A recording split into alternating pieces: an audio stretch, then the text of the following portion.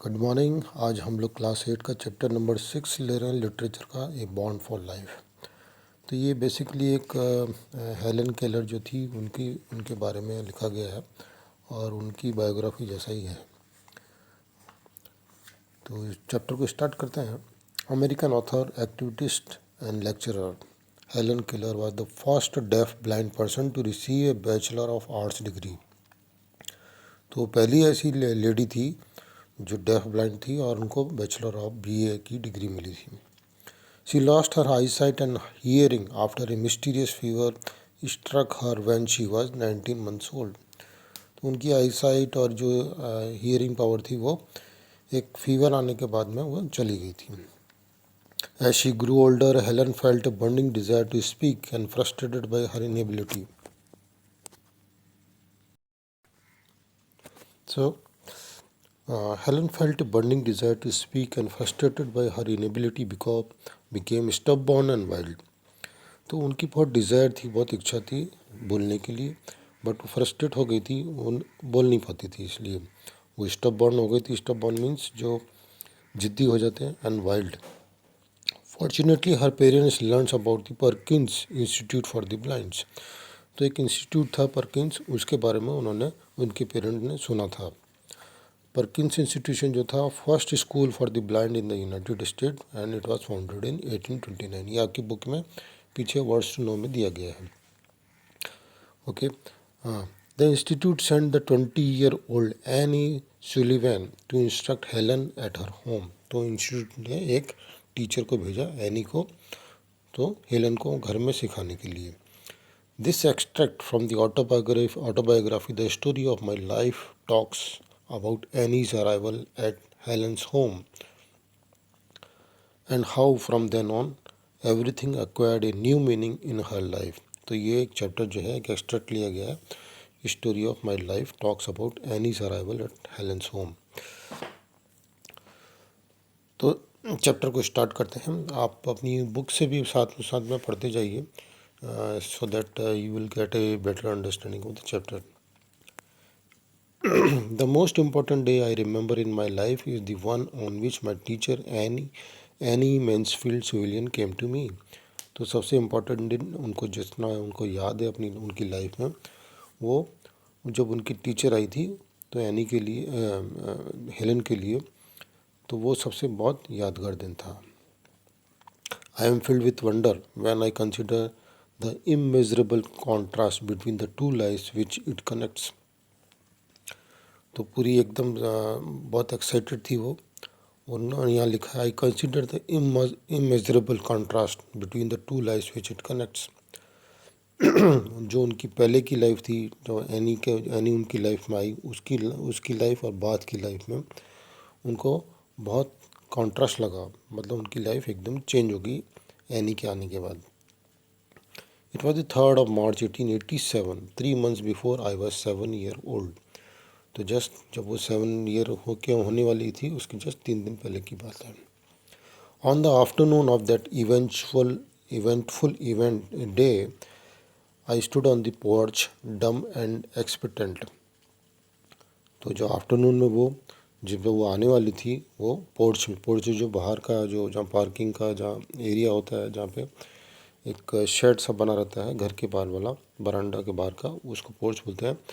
डम and expectant का मतलब होता है पूरा, वो उनके अंदर फीलिंग थी कि समथिंग टू हैपन, मतलब कोई वो आने वाली थी, तो वो काफ़ी एक्साइटेड थी वो। आई गेस वेगली का मीन्स अनक्लियर, रफली। I guess vaguely from my mother signs and from the hurrying up to and fro in the house that something unusual was about to happen. तो उनको थोड़ा rough idea हो गया था कि mother जो साइन दे रही थी उसके हिसाब से, और जो घर में चहल पहल हो रही थी उसके हिसाब से उनको कुछ आइडिया हो गया था कि कुछ होने वाला है। Okay, so I went to the door and waited on the steps. तो वो डोर में गई और वहाँ सीढ़ियों पे इंतज़ार करने लगी। Okay, the afternoon sun penetrated the mass of honeysuckle that covered the porch and fell on my upturned face। तो आफ्टरनून का जो सूरज की किरणें आ रही थी, वो हनी सकल एक प्लांट होता है, एक मतलब क्लाइंबर होती है, उस जो पोर्च के ऊपर में लगी हुई थी उससे जो पेनिट्रेट होके मतलब वहाँ से निकल के जो उनके फेस पे आ रही थी. My fingers lingers almost unconsciously on the familiar leaves and blossom which had come forth to greet the sweet southern spring. और वो अपनी फिंगर से जो उनकी लीव्स थी हनी शकल की और उसके जो फ्लावर्स थे उनको टच कर रही थी. और ये स्प्रिंग के टाइम की बात है, जो स्प्रिंग सीजन है उसके टाइम की बात. I did not know what the future held of Marvel और सरप्राइज फॉर मी. तो उनको नहीं पता था कि फ्यूचर में वो पूरा फील्ड विथ वंडर होगा या सरप्राइजेस का भरा हुआ होगा. Anger and bitterness has preyed upon me continuously for week and a deep languor had succeeded this persistent struggle. वो पूरे गुस्से से और कड़वाहट से भरी हुई थी. ये हफ्तों से उनका यही हाल था. और एंड ए डीप लैंगूर का मतलब होता है प्लीज, एक फीलिंग आ गई थी उनके अंदर में जिसमें कोई, जैसे लैंगूर का मीनिंग यहाँ पे पीछे में दिया, लैक ऑफ फिजिकल और मेंटल एनर्जी. तो बिल्कुल एकदम वो अपने अंदर एनर्जी फील नहीं करती थी और एक इंटेंस टाइप की फीलिंग, एक स्ट्रगल आ गया था उनके अंदर में. Have you ever been at sea in a dense fog when it seems as if a tangible white darkness shut you in. क्या आप कभी सी में गए हैं जिसमें एकदम डेंस फॉग हो और वहाँ पे ऐसा लगता हो जिसको आप वाइट डार्कनेस, जिसको आप फील कर सकते हो, टेंजिबल मतलब जिसको आप फील कर सकते हो, वाइट डार्कनेस को वो आपको बंद कर दे. And the great ship tense and anxious groped her way toward the shore with plummet and sounding line. तो प्लमट एंड साउंडिंग लाइन का मतलब दिया एक device to use to find the depth of water. तो तो एक ऐसा आपको मतलब एक फीलिंग कराना चाहती है आपके अंदर में कि आप अगर एक ऐसे और आपकी तरफ एक ऐसा शिप आ रहा है एकदम tense, and the great ship tense and anxious groped her way toward the shore with plummets and sounding line. तो एकदम ऐसा शिप जो है एकदम शोर की तरफ आ रहा है. You waited with beating hard for something to happen. और आप वहाँ पे वेट कर रहे हैं, एकदम हार्ड आपकी बीट बढ़ जा रही है और कुछ होने के इंतज़ार में आपको वहाँ वेट करना पड़ रहा है. I was like the ship before my education began. मैं उस शिप की तरह थी. Only I was without compass और साउंडिंग लाइन. और मेरे पास ऐसा कोई कंपास या साउंडिंग लाइन जो एक इंस्ट्रूमेंट होता है वो ऐसा कुछ नहीं था. And had no way of knowing how near the harbour was. और मुझे कुछ पता नहीं था कि हार्बर कितना दूर रहता. तो एक वो अपनी लाइफ का एक कंपैरिजन कर रही है ऐसे शिप के जिसके पास कुछ गाइडेंस नहीं होती है. वो शोर की तरफ आ रहा है बट हार्बर कहाँ है, कहाँ उसको जाना है, कुछ पता नहीं है. तो इस तरह से वो अपनी लाइफ को उस शिप की तरह कंपेयर कर रही है. Light give me light was the wordless cry of my soul, and the light of love shone on me in that very hour. तो वो बोल रही थी कि मुझे लाइट चाहिए. And the light of love shone means shine का past tense होता है. On me on that very hour. और जब वो एनी आने वाली थी उस टाइम की बात बता रही है कि मेरे पास अब लाइट आने वाली है, लाइट ऑफ लव आने वाली है उसी पल में. I felt approaching foot step. वो उसको कदमों की आवाज़ आने लगी. I stretch out my hand and I suppose to be my and as I suppose to my mother. Someone took it and I was caught up and held close in the arm of her who had come to reveal all things to me and more than all thing else to love me. तो उसने अपनी arms को, hands को stretch किया और किसी और ने उसकी आर्म्स को पकड़ा and held close in the arms of her. और अपनी आर्म से उसको ले लिया. The morning after my teacher came she led me into her room. और मॉर्निंग में उनकी टीचर जो आई और उनको अपने रूम में लेगी and gave me a doll. एक डॉल दी. The little blind children at the Perkins Institute had sent it. तो एक ब्लाइंड चाइल्ड जो था, लिटिल ब्लाइंड चिल्ड्रन, वो उन्होंने भेजी थी, जो परकिंस इंस्टीट्यूट में पढ़ते थे, उन्होंने वो डॉल को भेजा था. And Laura Bridgman had dress it Laura Bridgman जो एक डेफ एंड ब्लाइंड गर्ल थी who has been successfully educated in the Perkins Institution, and about whom Charles Dickens wrote in his book American Notes. तो ये इसका introduction, छोटा सा introduction book में दिया हुआ है वर्ड्स टू नो में. But I do not know this until afterwards. बस ये बात उनको पता नहीं थी कि डॉल किसने बनाई है और किसने इसको ड्रेसअप किया था. When I played with it with little while, Miss Sullivan slowly spelled into my hand the word doll. तो जब वो खेल रही थी तो वो हैंड में डॉल लिख रही थी. उसकी जो टीचर थी DOLL करके वो लिख रही थी, मीन्स अपनी फिंगर से. I was at once interested.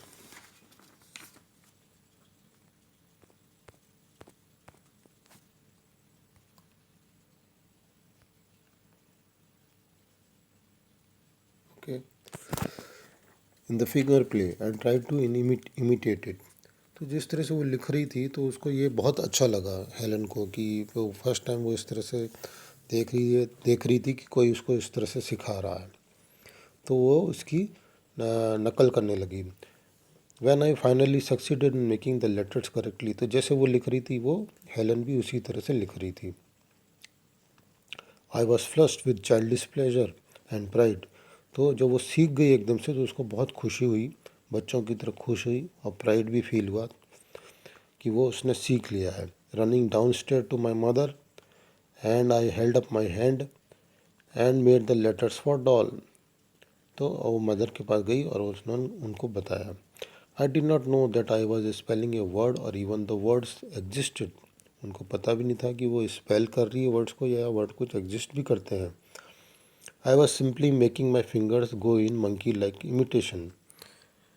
मैं खाली एकदम उनको कॉपी कर रही थी, उनके मूवमेंट्स को बस. ओके.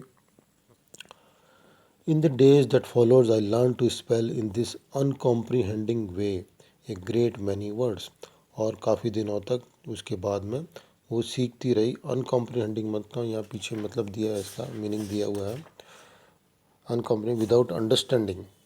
ये बिना कुछ सोचे समझे वो ये सब वर्ड सीख रही थी. अमंग देम कौन कौन से वर्ड थे? Pin, hat, cup and a few words like sit, stand and walk. But my teacher had been with me several weeks before I understood that everything has a name. वो teacher मेरे साथ काफ़ी दिन रही और उसके बाद मैं समझने लगी कि चीज़ों का क्या नाम होता है. One day while I was playing with my new doll, Miss Sullivan put my big rag doll into my lap also. तो जब वो डॉल के साथ खेल रही थी जो मैं मिस लेके आई थी, उसके बाद उन्होंने एक ड्रैग डॉल भी उसकी गोदी में रख दी and spelled doll DOLL and tried to make me understand that doll applied to both. और उसको समझाने लगी कि वो डॉल जो है दोनों के लिए ये वर्ड है.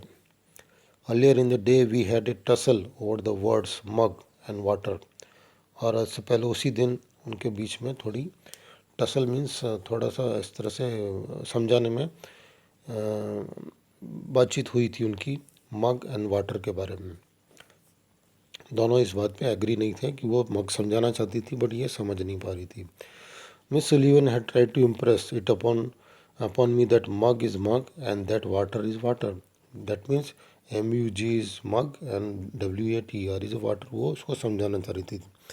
But I persisted in confounding the two. But उसको एकदम परसिस्टेड मतलब वो एकदम कंटिन्यूसली उसमें कन्फ्यूज़न हो रहा था. कन्फाउंडिंग मतलब दोनों के बीच में उसको कन्फ्यूज़न हो रहा था. इन despair she had drop the subject for the time. और थोड़ी निराश हो गई थी मिस सोलिवे और उसकी टीचर जो थी और उन्होंने ये सब्जेक्ट को थोड़े टाइम के लिए छोड़ दिया था.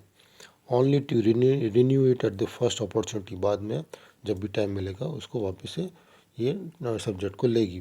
आई became impatient at her repeated attempts and seizing the new doll. और मैं थोड़ी इम्पेशेंट हो गई थी वो बार बार में जो समझाने का अटैम्प्ट कर रही थी. I dash it upon the floor. और मैंने उसको डॉल को नीचे गिरा दिया. I was keenly dilated when I felt the fragments of broken doll at my feet. वो थोड़ी खुश हुई जब उसके छोटे छोटे टुकड़े जो है उसके पैरों में फील हुए। Neither sorrow nor regret followed my passionate outburst। तो ना तो उसको कुछ दुख था, ना कुछ रिग्रेट था, जो इस तरह से उसने बिहेवियर दिखाया था उसके ऊपर। I had not love the doll. उसने उसको डॉल को कभी लव नहीं किया था। In the still dark world in which I live there was no strong sentiment और टेंडरनेस। तो जिस अंधकार में वो रहती थी उसमें कोई स्ट्रॉन्ग सेंटिमेंट या फीलिंग्स इस तरह से कुछ नहीं थी। I felt my teacher sweep the fragments to one side of the hearth, and I had a sense of satisfaction the cause of my discomfort was removed। तो टीचर ने उसको झाड़ू से निकाल दिया, उनको फ्रेगमेंट जो टुकड़े थे उनको साइड में, हार्थ हार्थ मीन्स जो जहाँ फायर जलाने की प्लेस होती है वहाँ पर उसने उस साइड में कर दिया, और उसको थोड़ा सेटिस्फेक्शन हुआ कि जो उसका डिस्कम्फर्ट था हेलन का, उसको रिमूव कर दिया गया है। She brought me my hat and I knew I was going out into the warm sunshine। और उसने उनको हैट ला के दी और हेलन को मालूम पड़ गया कि हम लोग बाहर धूप में जा रहे हैं।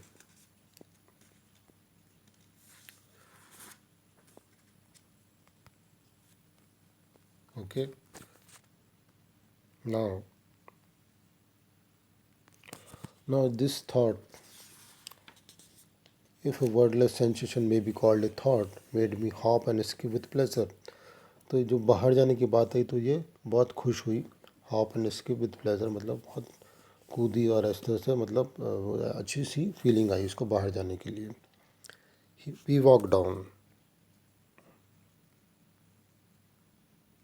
We walk down the path of well house. Okay, attracted by the fragrance of the honeysuckle with which it was covered. तो वेल हाउस के वहाँ गए जहाँ पे बहुत अच्छी खुशबू आ रही थी हनीसकल की।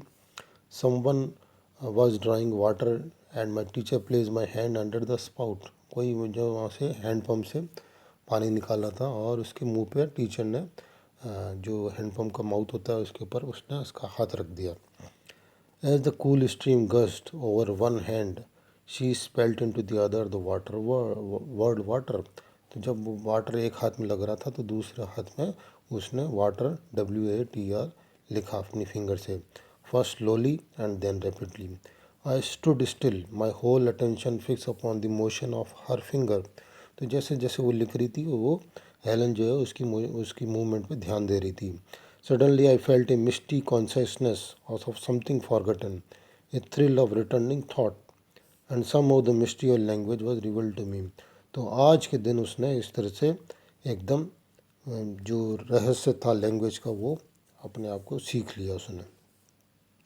I know then that the what WATR mean the wonderful cool something that was flowing over my hand। तो आज उसको वाटर का मीनिंग और स्पेलिंग मालूम पड़ा। That living word awakened my soul। The living word awakened my soul, gave it light, hope, joy, and set it free। There were barriers still, it is true, but barrier that could in time be swept away। तो इस तरह से जो वो उसका word का different way में meaning उसने सीखी, बहते हुए पानी के अंदर हाथ रख के जब सीखा तो एकदम उसकी सोल में एकदम से अवेकन आ गया और उसको एक होप मिली, खुशी मिली और वो एकदम फ्री हो गई। सारी उसने बैरियर, सारी बाधाएं उसने तोड़ दी थी, बट थोड़ी बैरियर थी, बट वो टाइम के साथ साथ धीरे धीरे निकल जाएगी। I left the well house eager to learn. Okay, everything had name and each name give birth to a new thought. सब चीज़ों का नाम होता है और ईच नेम जो होता है एक नए विचार को जन्म देता है। As we return to the house every object which I touch seem to quiver with light. और जब वो वापस घर आए तो उसको लगा कि ईच एंड एवरी ऑब्जेक्ट में, सब के अंदर में, हर चीज़ के अंदर में लाइफ है और सब चीज़ वाइब्रेट कर रही है, हिल रही है। That was because I saw every thing with a strange new side that had come to me. Because अब वो हर चीज़ को नए वे में फील कर रही है, फील करके जो उसने सीखा था उस तरह से फील कर रही ना। On entering the door I remember the डोल आई हैड ब्रोकन। तो उसको याद आया कि उसने जो डॉल ब्रोक करी थी, तोड़ दी थी। I felt my way to the hearth and pick up the pieces. I tried vainly to put them together. उसने एकदम से उसको ट्राई किया जो जिसमें वो सफल नहीं हो पाई उसको जोड़ने के लिए। Then my eyes filled with the tears, for I realized what I had done. And for the first time I felt repentance and sorrow. और आज उसको पहली बार पश्चाताप हुआ और थोड़ा दुख हुआ. I learned a great many new words that day. I do not remember what they all were, but I do know that mother, father, sister, teacher were among them. और उसने बहुत सारे वर्ड सीखे और उसमें हर चीज़ का भी उसको याद नहीं है, बट उसको याद है मदर, फादर, सिस्टर, टीचर, ये सब उसमें थे. That were to make the world blossom for me. Like Aaron's rod. Aaron's rod एक का मीनिंग यहाँ पे दिया है जो बाइबल के टाइम में एक कैरेक्टर था with flowers. It would have been difficult to find a happier child than I was. और मतलब वो उस दिन बहुत खुश थी. आई वाज एज आई ले इन माई क्रिब जो उसका चाइल्ड का जो बेड होता है उससे वो उसमें लेटी थी. At the close of that eventful day and lived over the joys it had brought me and for the first time longs for a new day to come. तो इस तरह से वो बहुत खुश थी और उसने लॉन्ग का मतलब होता है वेट किया नए नए नेक्स्ट डे का आने का. तो उसको मतलब नए दिन के आने का इंतज़ार था कि कल क्या उसको सीखने का मिलेगा. तो एक चैप्टर था जो एलन केलर की बायोग्राफी से लिया गया था. सो होप आपको ये समझ में आया होगा. Please write in the comment section. Thank you for watching this video. Thank you.